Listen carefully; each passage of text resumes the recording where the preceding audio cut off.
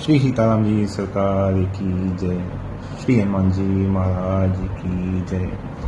श्री गौरी शंकर भगवान की जय। श्री अयोध्या धाम की जय। श्री सरयू महारानी जी की जय। सब संतन की जय, सब भक्तन की जय। जय जय श्री सीताराम। पिछले प्रसंग में हम लोगों ने सुना था, नारद जी भगवान से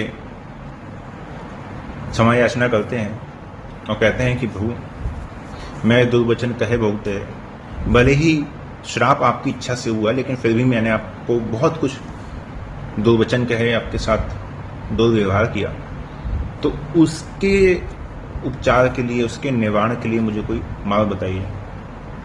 तो भगवान ने कहा कि जपहु जाई शंकर सत्यनामा, कि शंकर जी के सच्चे नाम का जप करो। और शंकर जी के सच्चे नाम का जप करते हुए सत्य लोक नारद चले करत राम गुणगान।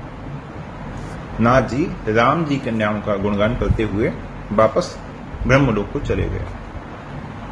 नारद जी जब ब्रह्मलोक को जा रहे थे तो मार्ग में हर गण मुनि ही जात पत देखी। शंकर जी के जिन गणों को नारद जी ने श्राप दिया था, उन्होंने देखा कि नारद जी जा रहे हैं, और क्या देखा? विगत मोह मन हर्ष विशेषी। उन्होंने देखा कि नारद जी अब विगत मोह हो गए, अब मोह से मुक्त हो गए हैं। जब मोहित थे नारद जी, तब इनको श्राप दिया था। जब उन्होंने देखा कि नारद जी का जो मोह है वो नष्ट हो चुका है, तब मन हर्ष विशेषी, तब मन में एक हर्ष आ गया विशेष रूप से कि हो सकता है अब हमारे श्राप विमोचन का कोई उपाय हो जाए। तो अति सभीत नारद पही आए, गई पद आरत वचन सुनाए। थोड़ा सा सुख जाकर भयभीत होकर नारद जी के पास आए और नारद जी से कहा कि हर गण हम न विप्र मुनि राया। हे नारद जी, हम ब्राह्मण नहीं, हम शंकर जी के गण हैं और हमने अपराध किया, उस अपराध के वशीभूत हमें फल भी पा लिया है। अब कृपा कर श्राप अनुग्रह करहु कृपाला, बोले नारद दीन दयाला। उन्होंने कहा कि आप कृपया जो आपने श्राप दिया है, उस श्राप का आप अनुग्रह, उस श्राप का कुछ उपचार बताइए। तो नारद जी ने कहा, निश्चर जाय हो तुम दो, वैभव विपुल तेज बल हो। मैंने जो तुम्हें श्राप दिया है कि तुम जाकर राक्षस हो जाओ, उसको तुम्हें परिवर्तित नहीं कर सकता, लेकिन वैभव विपुल तेज बल दो। लेकिन जब तुम राक्षस बनोगे तो तुम्हारे दोनों लोक, ये लोक और परलोक, दोनों लोक तुम्हारे संवर जाएंगे। कैसे? जितना समय तुम धरती पर रहोगे, वैभव विपुल तेज बल हो, महान ऐश्वर्य, तेज, वैभव, बल, सब कुछ तुम्हारे पास होगा, है ना। भुज बल विश्व जितब तुम जाहि, धरहि विष्णु मनुज तन ताहि। और जब अपनी भुजाओं के बल से जब तुम सारे विश्व को जीत लोगे, तब तुम्हारे अवतार के लिए तब जाके भगवान विष्णु का अवतार होगा, है ना। क्यों कहा कि भुजबल विश्व जितब तुम जाहि? क्योंकि मानव जी में एक जगह चौपाई आती है रावण के लिए, भुजबल विश्व बस्य करी, राखिस को न स्वतंत्र, मंडलीक मणियावर राज करे निजमंत। ये तो उसका लोक सुधर गया, और परलोक भी सुधर जाएगा। अर्थात जिस दिन संसार को जीत लोगे, उस दिन भगवान नर रूप में अवतार लेंगे और तुम्हारा उद्धार करेंगे। ऐसी मान्यता है कि उस कल्प में जो रावण ने राज्य किया था, वो बहुत अधिक समय तक उसने राज्य नहीं किया है। रावण का जो उस समय शासनकाल रहा, वो बहुत अधिक सीमित रहा। इससे वैसे जो रावण का शासनकाल रहा, वो लगभग 70,000 वर्ष का माना जाता है, लेकिन इस कल्प में रावण ने इतने समय तक राज्य नहीं किया है। समर मरण हरि हाथ तुम्हारा, होय ही मुकुत न पुनि संसारा। जब भगवान से तुम्हारा युद्ध होगा तो भगवान के द्वारा तुम्हारी मुक्ति हो जाएगी, और उस मुक्ति के बाद हो मुकुत न पुनि संसार, दोबारा तुम्हें संसार में नहीं आना पड़ेगा, तुम दोनों की मुक्ति हो जाएगी। जय विजय की तरह 3 जन्म का प्रसंग नहीं है यहाँ पे, समझिए, है ना। यहाँ पे जो श्राप हुआ है, यहाँ पे इन्हें हिरण्यकश्यप, हिरण्याक्ष या शिशुपाल, दंतवक्र ये नहीं बनना पड़ा है। केवल एक ही जन्म हुआ है जहां पे राम जी के द्वारा उद्धार हो गया, मुक्ति हो गई है, ठीक है। हर बार 3 जन्म वाला हेतु नहीं बनता है। दोनों कृतार्थ हो गए और श्राप के अनुकूल जो स्थिति थी वहां पे जाके उनका जन्म हो गया। एक कल्प यही हेतु प्रभु लीन मनुज अवतार, सुररंजन सज्जन सुखद हरिभजन भुविवार।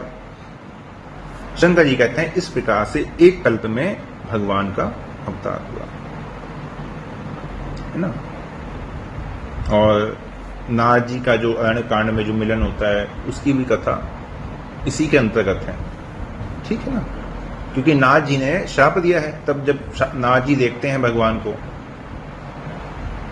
कि मेरे श्राप के कारण भगवान अत्यंत दुखी हैं, तो ये प्रसंग पे अरण्य कांड में आया है। भगवान के अवतार के यहां पे 3 कारण दिए हुए हैं। सुर रंजन, देवताओं को पालन करना, देवताओं की रक्षा करना। सज्जन सुखद, संत की रक्षा करना, जो संत हैं सज्जन हैं उनको सुख प्रदान करना। और भजन भूमि भार, और धरती के भार का हरण करना। यही विधि जन्म कर्म हरि के रे, सुंदर सुखद विचित घनेरे। कल्प कल्प प्रति प्रभु अवतरहि, चारु चरित नाना विधि करहि। यही विधि जन्म कर्म हरि के रे। इस प्रकार से भगवान के जन्म कर्म सब सुंदर है, सुख देने वाले हैं और अत्यंत विचित्र हैं। प्रत्येक कल्प में भगवान का अवतार होता है, अनेक प्रकार की भगवान की लीलाएं होती हैं। श्राप के द्वारा जो भगवान के अवतार के जो कारण हैं, ये वस्तुतः भगवान की इच्छा के द्वारा ही संपन्न होते हैं, है ना। जैसे जय विजय को श्राप देना, तो वहां पे भी भगवान ने कहा, जब सनत कुमार कहते हैं कि प्रभु यदि आप चाहें तो हमारे द्वारा दिए हुए श्राप को आप मिथ्या कर सकते हैं, तो भगवान ने कहा नहीं, वो मेरी ही इच्छा से हुआ है। ठीक। फिर जलंधर के प्रसंग में वहां पे भी श्राप के द्वारा अवतार हुआ, ठीक है। नारद जी के प्रसंग में वहां पे भी श्राप के द्वारा ही अवतार हुआ, है ना। जहां पे भगवान ने कहा कि मृषा होई, नारद जी कहते हैं मृषा होई मम श्राप कृपाला, तो भगवान कहते हैं नहीं, मृषा नहीं करना है, क्योंकि मम इच्छा कह दीन दयाला, ये मेरी ही इच्छा से हुआ है। निज इच्छा प्रभु अवतरी, सुरमही गोद जलाग। इसलिए भगवान की जो जन्म है वो दिव्य कहे गए हैं, और फिर भगवान के जो कर्म है वो भी दिव्य कहे गए हैं। देखिए, कल्कि पुराण ग्रंथ है, आप सभी ने पता नहीं सुना होगा या पढ़ा होगा, नहीं पढ़ा होगा। कल्कि पुराण में कहा गया है कि प्रत्येक कल्प में राम भी होते हैं, रावण भी होते हैं, है ना। तो इस प्रकार से देखा जाए तो हजारों राम हो गए, हजारों रावण हो गए, और आगे भी होने वाले हैं, होते रहेंगे, है ना। तो दूसरे अवतार तो कल्प में कई बार होते हैं, एक बार नहीं कई बार होते हैं कल्प में। लेकिन राम जी को जो अवतार है, राम अवतार, ये एक कल्प में एक ही बार होता है। कल्प कल्प प्रति प्रभु अवतार, एक कल्प में केवल एक ही बार अवतार की बात कही गई है। और प्रत्येक अवतार, प्रत्येक कल्प में जो चरित्र होते हैं उनमें भी कहीं ना कहीं भेद रहता है। चरित्र प्राय एक जैसा नहीं रहता। जैसे उदाहरण के लिए, तो मैंने आप सभी को पहले भी बताया था, जैसे उदाहरण के लिए समझें तो जब राम जी और माता जानकी का जब विवाह होता है, तो रामचरितमानस के अनुसार जब परशुराम जी आते हैं तो वो धनुष भंग की प्रक्रिया के अंदर ही वहां पे आ जाते हैं।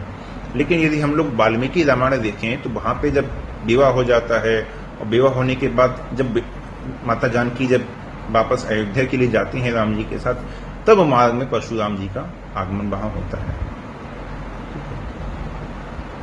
यहां पे क्या दिखाया है कि दर्शन करने के लिए राम जी जब स्वयंवर होता है, उसी समय राम जी और लक्ष्मण जी को दर्शन करवाया गया है मानस जी के अनुसार। लेकिन वाल्मीकि रामायण के अनुसार स्वयंवर हो चुका था, स्वयंवर पूरा हो चुका था, कोई भी धनुष को उठा नहीं पाया था। तब जो जितने राजा थे वहां पे, उन सब ने राजा जनक के राज्य को चारों ओर से घेर लिया। तब राम जी जब आए हैं विश्वामित्री जी के साथ, तब शंकर जी के मंदिर में उनको जहां पे धनुष प्राय रखा जाता था, वहां पे उनको दर्शन करवाया एकांत में। वहां पे कोई अन्य मंत्री और जन या फिर कोई भी वहां का प्रजा कोई नहीं था। तब वहां पर ही राम जी ने उस धनुष को भंग किया था। तो इस प्रकार से अवतार भगवान के अनेक होते हैं और किसी भी अवतार में भेद नहीं है। ये तो मूर्ख वाली बात है। लोग कहते हैं कि वाल्मीकि रामायण में ऐसा लिखा है, मानस जी में ऐसा लिखा है, क्योंकि वो वास्तव में भगवान की जो लीलाएं हैं, जो चरित्र के भेद है, उसके बारे में कहीं से उनको सही बात पता नहीं चली, सही ज्ञान नहीं मिला। और अपनी मूर्खता के कारण हमारे जो ग्रंथ हैं, जो संतों ने लिखा है, उसको ही झूठा, उसको ही गलत मान लेते हैं। तो इसलिए इस प्रसंग को यहाँ पे मैंने कहना आवश्यक समझा। तो इस प्रकार से ना चारु चरित्र नाना विधि करें, भगवान भिन्न भिन्न प्रकार के चरित्र करते हैं और हर कल्प में कहीं न कहीं से लीला में, अवतार में, कथा में भेद होता है। तब तब कथा मुनि सन गाई, परम पुनीत प्रबंध बनाई, विविध प्रसंग अनूप बखाने, करहि न सुनी आचरज सयाने। प्रत्येक कल्प में भगवान के चरित्र में भेद रहता है। प्रत्येक कल्प के चरित्र को हर प्रकार से मुनियों ने गाया भी है। और एक रामायण की कथा दूसरे से सर्वत्र मेल नहीं खाती। यहाँ पर शंकर जी भी कह रहे हैं, है ना, विविध प्रसंग अनूप बखाने। अलग अलग प्रसंग होते हैं जिनको भेद रहता है, जिनको बखान के कहा जाता है ना। वाल्मीकि रामायण में अलग कथा, रामचरितमानस में अलग कथा, अध्यात्म रामायण में अलग कथा, इस प्रकार से। ठीक है। तो करहि न सुनी आचरज सयाने, जो विवेकवान हैं, जो समझदार हैं, वो इस प्रकार से भगवान की लीलाओं को, भगवान के चरित्र को सुनकर आश्चर्य नहीं करते। हरि अनंत हरि कथा अनंता, कहीं सुनहि बहु विधि सब संता। रामचंद्र के चरित्र सुहाए, कल्प कोटि लगी जाहि न गाए। भगवान के चरित्र का कोई पारवार नहीं है, कोई अंत नहीं है। भगवान ने अनेक प्रकार से चरित्र कहे हैं, कोटि कल्प तक जो गाए नहीं जा सकते। अब शंकर जी का प्रसंग यहां से आया है। शंकर जी कहते हैं, यह प्रसंग मैं कहा भवानी, हरि माया मोह ही मुनि ज्ञानी। ये प्रसंग मैंने कहा जहां पे नारद जी को भगवान की माया ने संदेह में डाल दिया, भगवान की माया ने उन्हें मोहित कर लिया। क्यों? क्योंकि माता पार्वती ने क्या कहा था शंकर जी से, गिरिजा चकित भई सुनी बानी, नारद विष्णु भक्त पुनि ज्ञानी, है ना। कारण कौन श्राप मणि दीना, का अपराध रमापति कीना। ये उन्होंने कहा था ना कि नारद जी को मोह हुआ, क्यों हुआ, ये बड़ा आश्चर्य है। शंकर जी को कहना कि यह प्रसंग मैं कहा भवानी, ये प्रसंग मैंने कहा जो तुम्हारा प्रश्न था उसके संदर्भ में, इसलिए मैंने ये प्रसंग कहा।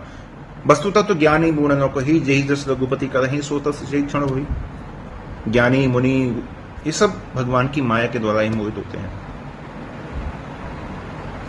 प्रभु कौतुकी प्रणत हितकारी, सेवत सुलभ सकल दुखहारी। भगवान कौतुक करके ही अपने प्रण का हित करने वाले हैं, अपने प्रण की रक्षा करने वाले हैं, सेवा करने में सुलभ हैं और संपूर्ण दुखों को हरने वाले हैं। कैसे? प्रभु कौतुकी, भगवान कौतुकी कैसे हैं? मुनि कर हित मम कौतुक होई। कहते हैं ना कि नाथ जी का तो हित हो जाएगा, मेरा कौतुक हो जाएगा। तो प्रभु कौतुकी, फिर प्रणत हितकारी। प्रण का हित कैसे कर रहे हैं कि जेहि विधि हो ही परम हित, नारद सुनहु तुम्हार, सो हम करब न आन कछु, बचन नम्र शाह हमार। ये अपने प्रण का हित करने वाले हैं। अब सेवत सुलभ, सेवा करने में सुलभ है। कैसे? बहुविधि विनय कीन तेहि काला, प्रगटे प्रभु कौतुकी कृपाला। नाथ जी के थोड़ा सा कहते ही भगवान तुरंत वहां पे उपस्थित हो गए। तो सेवत सुलभ, तो सेवा करने में सुलभ है। और सकल दुख हारी, संपूर्ण दुखों को हरने वाले हैं। कैसे? विगत मोह मन हरत विशेषी। नाथ जी का जब मोह का हरण हो गया, तब रुद्र गणों ने देखा ना कि विगत मोह मन हर्ष विशेषी, मन में प्रसन्न हो गए। तो इस प्रकार से भगवान दुख को हरने वाले हैं। सुर नर मुनि कोई नहीं, जे ही न मोह माया प्रबल, अस विचारी मन माही, भजिए माह मायापति। शंकर जी कहते हैं कि देवता हो, मनुष्य हो, मुनि हो, ऐसा कोई भी नहीं है जिसे भगवान की माया मोहित न कर दे। सुन खग प्रबल राम के माया, जो ज्ञानु कर चित अपरहि, बरियाई विमोह बस करहि। ये भगवान की माया है जो ज्ञानियों के चित्त को भी हरण कर लेती है। और वो महामाया केवल भगवान की आज्ञा के अनुसार ही चलती है। भ्रकुटी विलास नचावे जाही, है ना। अस प्रभु छाड़ी भजिए कहू काही। ऐसे भगवान को छोड़कर किसी और का भजन क्यों किया जाए। क्रोध मनोज लोभ मद माया, छूट ही सकल राम के दाया। राम जी की दया करने से ही सब छूटते हैं। अब शंकर जी ने यहाँ पे 3 अवतार की कथा सुना दी है। अब यहां से 4थे अवतार की कथा प्रारंभ होती है। अभी तक पहला अवतार, पहले जो 2 अवतार हैं, मैं एक बार फिर से दोबारा से सब रिपीट कर देता हूं। पहले जो 2 अवतार हैं विष्णु जी के अवतार हैं, जहां पे बैकुंठ में सनत कुमार के दर्शन करते समय जय विजय को श्राप हुआ। उसके पश्चात त्रिदेव ने अपने ब्रह्मांड की रक्षा के लिए जलंधर की पत्नी के साथ विष्णु जी ने छल किया, और उसके पश्चात वृंदा के द्वारा विष्णु जी को श्राप मिला। ये 2 अवतार विष्णु जी के हुए। तीसरा अवतार महाविष्णु जी का, क्योंकि नाथ जी वहां पे क्षीर सागर में जाते हैं। आप सभी को मैंने सुनाया ही था पिछले प्रसंग में। तो तीसरा अवतार उनका। अब 4थे अवतार की कथा, क्योंकि उन्हीं अवतारों में अलग अलग भेद करके माता पार्वती ने पूछा था, और वही जो प्रसंग था वही सती जी के संदर्भ में भी उनका भेद था। इसलिए शंकर जी ने अलग अलग स्वरूप से भगवान के अवतार की कथा कही। अपर हेतु सुनु शैल कुमारी, कहो विचित्र कथा विस्तारी। अब 4थे कल्प की कथा कहते हैं कि देखो 3 प्रकार से भगवान का राम अवतार हुआ, है ना। अब ब्रह्म का अवतार कहते हैं, कहो विचित्र कथा विस्तारी। अब इसको ध्यानपूर्वक सुनो। क्यों? क्योंकि विष्णु जी के अवतार का जो भी कारण है वो किसी न किसी से ब्रह्म श्राप है ना। उस श्राप की पूर्ति के लिए भगवान का अवतार है। लेकिन जो पूर्ण ब्रह्म का जो अवतार होता है वो केवल भक्तों के अनुग्रह के लिए होता है, क्योंकि वो निराकार है, उनको कोई श्राप नहीं दे सकता प्रत्यक्ष रूप से। ठीक है, निराकार है ना, तभी तो आकाशवाणी होती है। मनुष्य जी के प्रसंग में आगे उनका कोई स्वरूप नहीं है, इसलिए उन्हें कोई श्राप नहीं दे सकता। इसलिए उनका जो अवतार होता है वो केवल भक्तों के अनुग्रह के लिए होता है, भक्तों पर कृपा करने के लिए होता है। और इसी अवतार की कथा विस्तार से कहने के लिए गोस्वामी जी का भी संकल्प था, जो आगे की कथा हम सभी को प्राप्त हुई है। 3 कल्पों की जो अवतार की कथा है वो संक्षेप में कही है। अब जो ब्रह्म के अवतार की कथा है ये विस्तार से कहेंगे। शेष 3 कल्पों की कथा भी वैसी थी, है ना, लेकिन 4थे अवतार की कथा कहते हुए, है ना, कहूं विचित्र कथा विस्तारी। ये कथा थोड़ी विचित्र है, इसलिए मैं विस्तार से कहूंगा, क्योंकि मूलतः जो तुम्हारा संदेह था वो यही था। क्योंकि इन्हीं को देखकर तुम्हें संदेह हुआ था। जब उनका ब्रह्म स्वरूप का दर्शन सती जी के शरीर से तुम्हें करवाया था तो तुम वहां पे मूर्छित हो गई थी। इसलिए अब इस कथा को ध्यान से सुनो। यही कारण अज अगुण अरूपा, ब्रह्म भयउ कौशलपुर भूपा। अजन्मा त्रिगुणातीत, है ना, स्थूल सुख, इससे परे जो ब्रह्म है, जो कौशलाधीश हुए, है ना, उनके राम अवतार में तुम्हें संदेह हुआ था। वास्तुतः जो राम जी का अवतार है, दोनों अवतार में ऐसा कोई विशेष रूप से कोई भेद नहीं है, लेकिन एक अंश से है, एक पूर्ण स्वरूप से है, इतना ही अंतर है।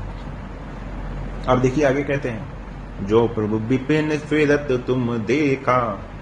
तुमने सती जी के शरीर में तुमने जिन्हें देखा था, बंधु समेत धरे मुनि भेखा। तुमने विरह से व्याकुल देखा था ना राम जी को। जासु चरित अब लोकी भवानी, सती शरीर रहूं बौरानी। फिर उनका चैत्य तुमने देखा। चैत्य क्या देखा? जब आप वापस आई हैं तो राम जी ने अपने ब्रह्म स्वरूप का दर्शन करवाया ना, है ना। वहां पे विविध रूप देखे सब देवा, वंदत चरण करते प्रभु सेवा, विविध रूप देखे सब देवा। सबको देखा वहां पे, सब भगवान के चरणों की सेवा कर रहे थे। और उन्हें देखकर सती शरीर रहूं बौरानी, तुम बौरा गई। अर्थात आपका जो ध्यान, जो मस्तिष्क था, वो अपने नियंत्रण में नहीं रहा। अजउन छाया मिटती तुम्हारी, तासु चरित सुनु ब्रह्म रुजहारी। आज भी उसकी छाया तुम्हारे ऊपर है, इसलिए उनका चरित्र सुनो, है ना। आज भी वो छाया की बात कह रहे हैं। लीला कीन जुते ही अवतारा, सो सब कहे हो मति अनुसारा। उस कल्प की अब कथा प्रारंभ हो रही है। तो देखिए अरण्य कांड में, यहां पे मैं फिर आपसे कह दूं, अरण्य कांड में जो नाग जी के मिलने की कथा का जो प्रसंग बीच में दिया है, ठीक है, वो जो ब्रह्म के अवतार की जो कथा गोस्वामी जी ने वर्णन की है, वो प्रसंग इससे अलग है। वो नाग जी वाला जो कल्प है, ये उसकी कथा है। बीच में गोस्वामी जी ने वहां पे संक्षेप में दिया है इसको, क्योंकि वहां पे नाग जी का और भगवान राम का जो संवाद हुआ है, वो भक्तों के लिए भगवान के चैत्य को निखारने के लिए वहां आवश्यक था। अब यहां पे इस कल्प की कथा कहेंगे। सो मैं तुम सन कहूं सब, सुन मुनीश मन लाई, है ना। क्योंकि यहाँ पे भरद्वाज और याज्ञवल्क्य जी का संवाद हो रहा है। राम कथा कलिमल हरणी, मंगल करणी सुहाई। स्वयंभु मनु अरु शतरूपा, जिनते भय नर श्रेष्ठि अनूपा। दंपति धर्म आचरणनी का, अजहु गाब श्रुति जिनके लीका। स्वयंभु मनु और शतरूपा। मनु एक कल्प, ब्रह्मा जी का एक दिन। ब्रह्मा जी के एक दिन में 14 मनवंतर, और हर मनवंतर के एक अधिष्ठाता, एक मनु। जब कल्प का प्रारंभ होता है, अर्थात सृष्टि के प्रलय के बाद जब ब्रह्मा जी का दिन प्रारंभ होता है, वहां से कल्प का प्रारंभ हो जाता है, ठीक है। उस कल्प के प्रारंभ में जो पहले मनु होते हैं, जो ब्रह्मा जी के अर्धांग से उत्पन्न होते हैं, अर्धांग से मनु और अर्धांग से शतरूपा। शतरूपा इसलिए कहा गया कि निकलने के बाद फिर बाद में सृष्टि के संचालन के लिए वो कई रूपों में पृथक पृथक स्वरूप से बट जाती हैं, इसलिए उन्हें शतरूपा कहा गया, ठीक है। तो पहले जो मनु होते हैं उनको स्वयंभू कहा जाता है, ठीक है। इस समय हम लोग 7वें मनु के राज्य में हैं, और ये जो कथा है, ये पहले जो अवतार, जो सबसे पहले जो स्वयंभू मनु हुए हैं, उनकी कथा है। सबसे पहले स्वयंभू मनु हुए, फिर स्वरोचित, फिर औतमी, फिर तामस मनु, फिर रैवत मनु, फिर चाक्षुष मनवंतर, जिसमें वराह अवतार भगवान का हुआ था। और ये चल रहा है वैवस्वत मनवंतर। इसके जो अधिष्ठाता है वैवस्वत मनु है, सुना ही होगा आप सबने। तो वैवस्वत मनु अलग है, स्वयंभू मनु अलग है। स्वयंभू मनु वो है जो इस कल्प में जो सबसे पहले जो मनवंतर था, बिल्कुल प्रारंभ में, सृष्टि के आदि में, वो स्वयंभू मनु है, ठीक है। उनकी कथा यहाँ पे आई है।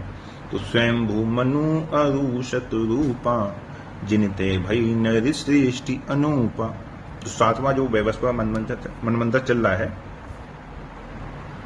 और ये कथा है पहले मनवंतर की, ठीक है। तो जिनते भई नर सृष्टि अनूपा, इन्हीं से फिर, क्योंकि कल्प के प्रारंभ में तो सृष्टि थी नहीं, सब कुछ प्रलय में जलमग्न हो जाता है, तो इनके द्वारा फिर सृष्टि का प्रारंभ हुआ, ठीक है। दंपति धर्म आचरणनी का, अजहु गाब श्रुति जिनके लीका।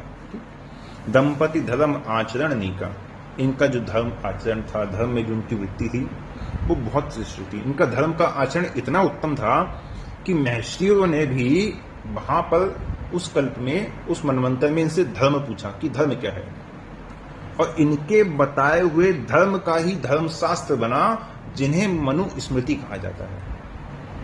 ये मनुस्मृति वैवस्वत मनु की नहीं है, ये मनुस्मृति स्वयंभू मनु से चली आई है। ठीक है, इसके बाद 5 मनवंतर, तो 5 मनु के 7वां वैवस्वत मनवंतर समय चल रहा है, लेकिन स्वयंभू मनु की जो मनुस्मृति है, ये ही आज तक परम प्रमाण के रूप में मानी जाती है। ठीक, अजोगाब श्रुति जीने के लिए का वेद जिनका गुणगान आज भी करते हैं, वो यही है। नृप उत्तान पाद सुत जासु, ध्रुव हरि भगत भयउ सुत जासु, लघु सुत नाम प्रिय व्रत ताही, वेद पुराण प्रशंस ही जाही। फिर इनके पुत्र हुए राजा उत्तानपाद, फिर उनके पुत्र ध्रुव, जो कि भगवान के भक्त हुए, जिनकी कथा हम सभी सुने हुए हैं या फिर जानते हैं। फिर उनके मनु के जो छोटे बेटे थे, पहले उत्तानपाद, छोटे पुत्र प्रियव्रत हुए। वेद पुराण प्रशंसा ही जाती, वेद पुराण जिनकी प्रशंसा करते हैं। प्रशंसा क्यों करते हैं?